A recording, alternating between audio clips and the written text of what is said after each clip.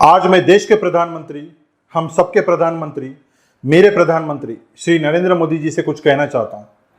आप सबसे रिक्वेस्ट है कि मेरी इस वीडियो को उन तक जरूर पहुंचाएं। नमस्कार प्रधानमंत्री जी। देश में कोरोना के चलते हालात बहुत खराब है। एक दिन में 4000 से ज़्यादा लोगों की मौत हो रही है गवर्नमेंट रिकॉर्ड्स के हिसाब से। जो लोग इन रिकॉर्ड्स में नहीं हैं वो लोग कितने हैं पता नहीं। अगर हम लोग ये सोचते हैं कि देश में कोरोना केसेस कम हो रहे हैं तो ये हमारी बेवकूफ़ी होगी। हम लोग जानते हैं कि थर्ड वेव आने वाला है। मॉडर्ना कंपनी ने साफ साफ कहा है कि आने वाले 6 महीने के अंदर और भी नए कोविड वेरिएंट्स आने वाले हैं। कुछ विद्वानों ने ये तक कहा है कि ये एक सीजनल डिजीज़ है। हर साल इसी तरह कोरोना लोगों को मारेगा, हर साल कोरोना इसी तरह हम सबको सताएगा। सर, कोरोना का आना और इंसानियत पर इस तरह से हमला करना किसी ने नहीं सोचा था।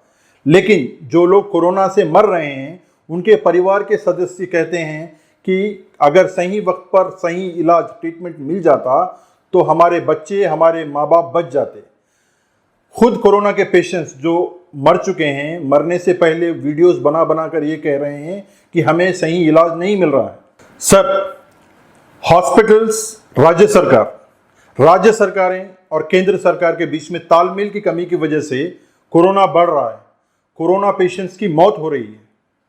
इसका सीधा उदाहरण है, कई राज्यों में हमने देखा है कि ऑक्सीजन समय पर नहीं पहुंचा और पेशेंट्स की मौत हो गई। कई पेशेंट्स की एक साथ मौत हो गई। सर, कोरोना से इफेक्टिवली लड़ने के लिए और कोरोना के इस प्रॉब्लम को एक परमानेंट पुल स्टॉप देने के लिए मैं आपको एक सुझाव देना चाहता हूं। और मेरा ये सुझाव ये है कि हर राज्य में को फाइटर्स टीम बनाया जाए। जी हां, हर स्टेट और हर यूनियन टेरिटरी में एक को फाइटर्स टीम होगी जो सिर्फ और सिर्फ कोरोना के लिए काम करेगी। सुप्रीम कोर्ट ने नेशनल टास्क फोर्स बनाया है 12 लोगों के साथ। बहुत अच्छा फैसला है। मैं सुप्रीम कोर्ट के इस फैसले का स्वागत करता हूं। आई एम श्योर आप भी करते होंगे। लेकिन सर, उस नेशनल टास्क फोर्स को 12 लोगों से 40 लोग करना पड़ेगा। हर स्टेट, हर यूनियन टेरिटरी के लिए एक नेशनल सिक्योरिटी टास्क ऑफिसर रहेंगे। 40 नेशनल टास्क फोर्स ऑफिसर्स रहेंगे जो कि 28 स्टेट्स और 8 यूनियन टेरिटरीज इन लोगों को रिपोर्ट करेंगे। एक नेशनल टास्क फोर्स ऑफिसर को एक स्टेट के कोविड को फाइटर्स टीम के हेड रिपोर्ट करेंगे। बचे हुए 4 ऑफिसर्स, 40 में से 4 ऑफिसर्स बचेंगे जो कि एडमिनिस्ट्रेटिव वर्क और गवर्नमेंट से कोऑर्डिनेट करेंगे। अब बात करते हैं को फाइटर्स टीम के बारे में। हर राज्य, हर यूनियन टेरिटरी में एक को फाइटर्स टीम होगी। लेकिन उस को फाइटर्स टीम में ऑफिशियल पद पर कोई पॉलिटिशियन नहीं होंगे। अब बात करते हैं को फाइटर्स टीम के स्ट्रक्चर के बारे में। इसके 2 हिस्से होंगे। पहला होगा हॉस्पिटल मैनेजमेंट, दूसरा होगा को fighters team management. Hospital management के 3 कार्य होंगे। पहला होगा रजिस्ट्रेशन। जैसा कि कोविन वैक्सीनेशन के लिए हमने एक फॉर्मल रजिस्ट्रेशन पोर्टल बनाया है, उसी तरह एक रजिस्ट्रेशन पोर्टल हॉस्पिटल्स के लिए बनाएंगे और ये कहेंगे कि हर हॉस्पिटल को इस रजिस्ट्रेशन पोर्टल में कोविड हॉस्पिटल्स को, स्पेशली कोविड पेशेंट्स को जो हॉस्पिटल डील कर रहे हैं उन हॉस्पिटल्स को इस रजिस्ट्रेशन पोर्टल में रजिस्ट्रेशन करना पड़ेगा। और उस हॉस्पिटल को इस रजिस्ट्रेशन में, सेकेंड पॉइंट, एक हॉस्पिटल कोऑर्डिनेटर के डिटेल्स देने पड़ेंगे जो कि गवर्नमेंट से कोऑर्डिनेट करेंगे। तीसरा पॉइंट, उस कोऑर्डिनेटर को हॉस्पिटल का पूरा डेटा अपडेट करके रखना पड़ेगा। हॉस्पिटल मैनेजमेंट के ये 3 हिस्से होंगे। अब बात करते हैं को फाइटर्स टीम मैनेजमेंट की। को फाइटर्स टीम में 4 हिस्से होंगे। पहला होगा chief of co fighters team. जी हाँ, राज्य या यूनियन टेरिटरी के सबसे एक्सपीरियंस डॉक्टर को chief of co fighters team के नाते अपॉइंट करना पड़ेगा। दूसरा हिस्सा होगा डॉक्टर्स टीम। जी हाँ, को फाइटर्स टीम के चीफ के अंडर में होगी पूरी डॉक्टर टीम। तीसरा हिस्सा होगा district level officer. District level officer doctors team में एक डॉक्टर को रिपोर्ट करेंगे और डॉक्टर टीम चीफ ऑफ को फाइटर को रिपोर्ट करेंगे। चौथा और आखिरी हिस्सा होगा मंडल लेवल ऑफिसर। जी हाँ, Mandal level officer, district level officer, doctors team and chief of co fighters team. Mandal level officer क्या करेंगे? उनके जो मंडल, फॉर एग्जाम्पल मंडल बड़ा है, उसमें बहुत सारे हॉस्पिटल्स हैं, बहुत सारे ब्लड बैंक्स हैं, तो उसके हिसाब से कितने मंडल लेवल ऑफिसर्स अपॉइंट करने हैं वो हमें डिसाइड करना पड़ेगा। अब यहाँ पे आते हैं, इसकी वजह से क्या होगा, क्या फ़ायदा होगा। फॉर एग्जाम्पल, अगर कोई पेशेंट कोई हॉस्पिटल पे जाते हैं और हॉस्पिटल अगर ये बोलता है कि हमारे पास पेशेंट के लिए बेड्स अवेलेबल नहीं है या बेड्स फुल है, तो पेशेंट दूसरे हॉस्पिटल जाएगा, दूसरे से तीसरे हॉस्पिटल जाएगा, जिसकी वजह से सबसे बड़ा इश्यू है टाइम वेस्ट होगा, पेशेंट को समय पर ऑक्सीजन नहीं मिलेगा। अगर हम लोग को फाइटर्स टीम फॉर्म करते हैं तो पेशेंट जब हॉस्पिटल जाएंगे तब वहाँ हॉस्पिटल के जो कोऑर्डिनेटर है वो पेशेंट को पहले इमरजेंसी ईआर रूम में रखेंगे, ऑक्सीजन देंगे, फिर मंडल लेवल ऑफिसर को कॉल करेंगे और ये बोलेंगे कि सर मेरे पास एक पेशेंट आए हैं लेकिन हमारे पास बेड्स अवेलेबल नहीं है।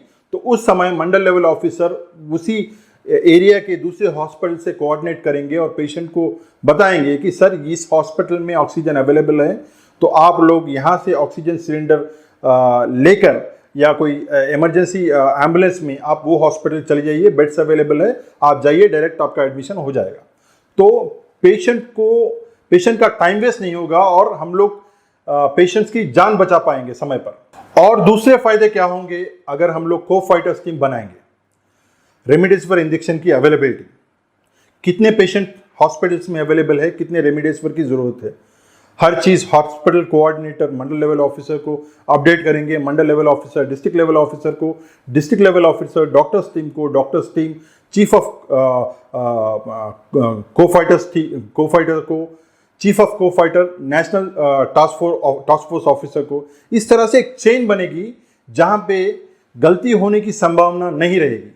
रेमडेसिविर इंजेक्शन ही नहीं, जैसा कि मैंने पहले कहा था, हॉस्पिटल बेड्स पर एक क्लैरिटी आएगी, रेमडेसिविर इंजेक्शन पर एक क्लैरिटी आएगी और वैक्सीनेशन ड्राइव पर एक क्लैरिटी आएगी। और सबसे बड़ी क्लैरिटी ये रहेगी कि हॉस्पिटल्स जो बिल चार्ज कर रहे हैं, जो पेशेंट्स को जो बिल डाल रहे हैं, उस पर एक क्लैरिटी आएगी। क्योंकि हम सबने सुना है कि पेशेंट्स की तरफ से हमेशा एक कंप्लेंट आ रहा है कि हॉस्पिटल्स बहुत ज़्यादा चार्ज कर रहे हैं, पेशेंट को लूट रहे हैं। तो हर चीज़ की एक अकाउंटेबिलिटी आएगी। सर, देश में और राज्यों में जो हेल्थ मिनिस्ट्री है, वो हेल्थ मिनिस्ट्री और हेल्थ मिनिस्ट्री की जो टीम है वो कोरोना के लिए नहीं बनी है, क्योंकि हम लोगों ने कभी एक्सपेक्ट भी नहीं किया था ऐसी कोई बीमारी दुनिया में आएगी। जब टीम कोरोना के लिए नहीं बनी है तो टीम कोरोना के लिए काम भी नहीं कर पा रही है, जिसका सीधा उदाहरण है कि दिन में 4000 से ज़्यादा लोग देश में मर रहे हैं, जो कि सिर्फ एक गवर्नमेंट रिकॉर्ड है। असल में कितने मर रहे हैं किसी को क्लैरिटी नहीं है। तो उम्मीद करता हूं सर कि मेरा ये सुझाव आपको पसंद आया है। मैं ये नहीं कहता कि मेरे इस सुझाव को एज इट इज़ लीजिए, मैं नहीं कहता, मैं कहता हूं कि मेरे इस मॉडल को लीजिए और ग्राउंड लेवल पर इसको इम्प्लीमेंट कीजिए और मैं आपको अश्योर करता हूं इसका बहुत अच्छा रिजल्ट आएगा। और फ्यूचर में नए वेरिएंट्स आते भी हैं तो हम लोग इफेक्टिवली उन वेरिएंट से लड़ पाएंगे। हम लोग हर साल लॉकडाउन तो नहीं कर सकते, हर साल कर्फ्यू नहीं कर सकते, हर साल जोन्स नहीं बना सकते, क्योंकि अगर हर साल हम लोग लॉकडाउन करेंगे तो गरीब लोग भूख से मर जाएंगे। तो इसका एक परमानेंट पुल स्टॉप देना ज़रूरी है और को-फाइटर्स टीम ही एक ऐसा परमानेंट सॉल्यूशन है जो कि एक अच्छा रिजल्ट हम लोगों को दे सकता है। उम्मीद करता हूं सर कि मेरा ये सुझाव आपको पसंद आया है और मैं ये भी उम्मीद करता हूं कि इस सुझाव को ज़रूर आप सीरियसली लेंगे। सुझाव को नहीं तो नहीं, इस मॉडल को ज़रूर आप इम्प्लीमेंट करेंगे। धन्यवाद।